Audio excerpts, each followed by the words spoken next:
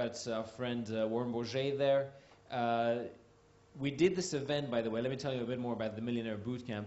We did it in June. I told you we had 2,400 registrations.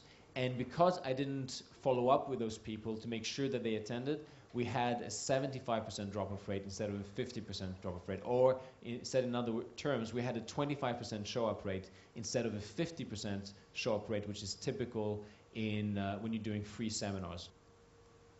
Who here, by the way, has been to any of my free seminars, Millionaire Bootcamp, Mental Game of Money, that kind of thing? Yes?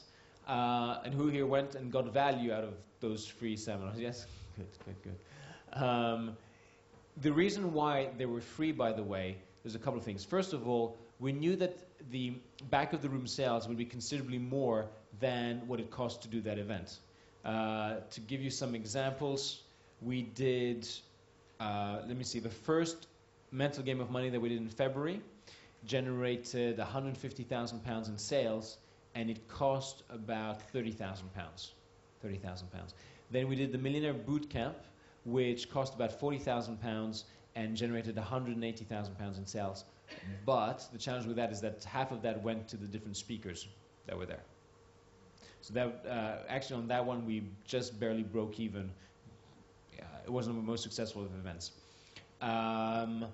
Then Mental Game of Money, we did a very successful second Mental Game of Money in July, and the sales were about 230. It cost £17,000 to put together, and the sales were about £230,000.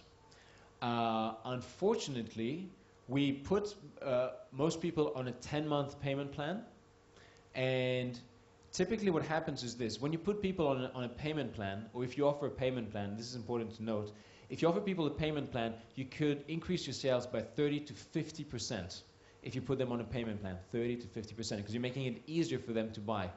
But the challenge is you could have up to 25% of people that just don't pay, or up to 25% of people don't end up paying the full amount. Can you just repeat them? Sure. If you offer a payment plan, you can expect to increase your sales by 30 to 50%.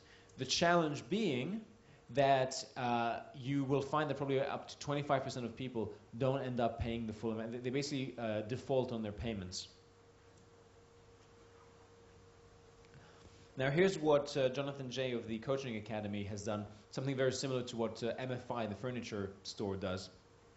There are finance companies out there like Lloyd's, what's it called, Black Horse, Lloyd's TSB kind of thing, or HSBC Finance. A whole range of those companies, in fact, they will do this.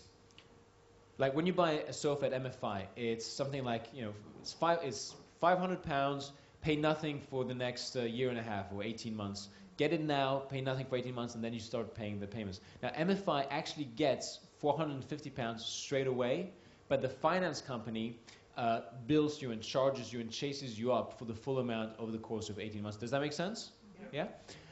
Same thing with Jonathan Jay of the Coaching Academy. His course for you to become a life coach is £2,500. Now, he gets straight away, as soon as the sale is made, $2,250. But it is the finance company, I think it's Lloyd's TSB or Black Horse from Lloyd's TSB, that basically chases up the payment plans, installment plans, etc. over the course of however long, maybe a year and a half, 2 years, or a year. So the benefit to Jonathan is that he gets the money up front, and the benefit to the finance company is that they get a very good return on their money, and they have the means, they know the psychology to make sure that people pay up. I mean, for a small business, for a small company, or if you're a sole trader, what have you, it is difficult for you to devote that many resources to chasing after payments, because the salary that you're paying for somebody to be in the office to chase up after payments, you're wasting a lot of time and effort and resources that way that you could devote to some other part of your business. What else did I want to say about that?